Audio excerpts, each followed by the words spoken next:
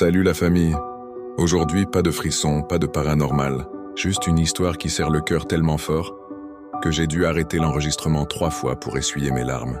Prenez un mouchoir, vous allez en avoir besoin. On est en 1991, gare de Lyon-Part-Dieu, à Lyon. Il est 18h47. Un papa de 26 ans, Anthony, tient la main de sa petite fille, Camille. Elle a 4 ans et demi, des couettes blondes et un doudou lapin tout usé qu'elle traîne partout. Anthony doit prendre le train pour Marseille, où il commence un nouveau boulot le lundi. Sa femme est restée à l'appartement avec le bébé de 8 mois. Camille voulait absolument accompagner son papa jusqu'au quai pour faire coucou au train. Juste avant d'embarquer, Anthony se penche vers elle.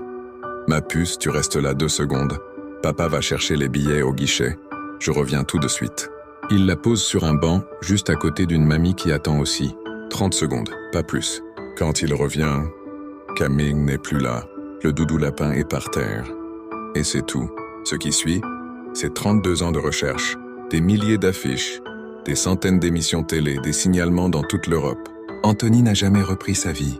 Il a quitté son travail, s'est séparé de sa femme, qui n'a jamais cru que Camille avait simplement disparu, et a passé chaque jour à chercher sa fille. Il dormait dans sa voiture, faisait les gares, les centres commerciaux, les fêtes foraines. Il apprenait par cœur les visages des petites filles blondes. Il a vieilli, beaucoup. En 2023, il a 58 ans, les cheveux blancs, les mains qui tremblent. Il vit dans un studio minuscule avec des murs entièrement recouverts de photos de Camille, vieillies par ordinateur. Et puis, un soir de novembre 2023, Anthony est sur Facebook comme tous les soirs dans le groupe Enfants disparus France. Il fait défiler, machinalement. Et là, il voit une publication d'une femme de 36 ans qui cherche son père biologique. Photo de profil. Une femme aux yeux verts. Le même sourire un peu de travers que Camille quand elle était petite. Dans le message, « Je m'appelle Camille, née le 14 mars 1987.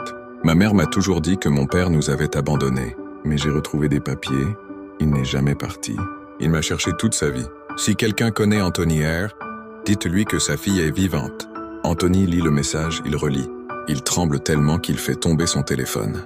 Il écrit en majuscules, les larmes sur le clavier. « C'est moi, c'est papa. » Elles se sont vues 3 jours plus tard dans un café près de la gare de Lyon-Part-Dieu.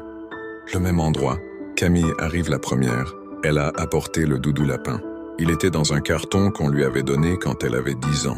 Sa mère adoptive lui avait dit « C'est tout ce qui reste de ta vie d'avant. » Anthony entre, il la voit. Il reste figé sur le pas de la porte. Camille se lève doucement, prend le doudou et le tend vers lui. « Papa, c'est toi qui m'as offert ça, non ?» Anthony s'effondre. Il tombe à genoux devant elle comme un enfant. Il pleure si fort que tout le café se met à pleurer avec lui.